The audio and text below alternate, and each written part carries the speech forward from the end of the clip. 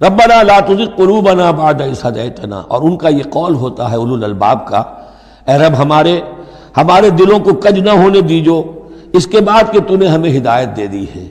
وَهَبْ لَنَا مِن لَّدُنْكَ رَحْمَةً، اور ہمیں تو خاص اپنے خزانہ فضل سے رحمت عطا فرما، اِنَّكَ أَنتَ الْوَهَّابُ، یقیناً تو ہی سب کچھ دینے والا ہے، تیری ہی بارگاہ سے ملے گا۔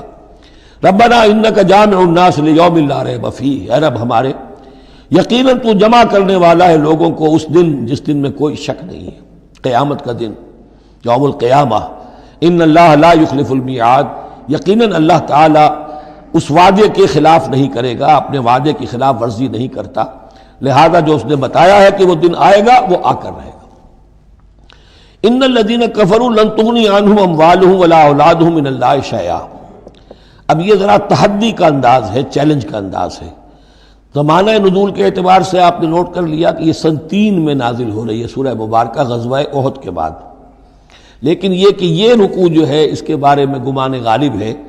کہ یہ غزوہ بدر کے بعد نازل ہوئی ہے۔ غزوہ بدر جو ہے اس میں ایک طرف مسلمانوں کو بڑی زبردست فتح حاصل ہوئی تھی، تو مسلمانوں کا مورال بہت بلند تھا، لیکن ایسی روایات بھی ملتی ہیں کہ جب مسلمان بدر سے کامیاب ہو کر، غازی بن کر، فتح یاب ہو کر واپس آئے تو جو یہودی قبیلے تھے مدینے کے، ان میں سے بعض لوگوں نے کہا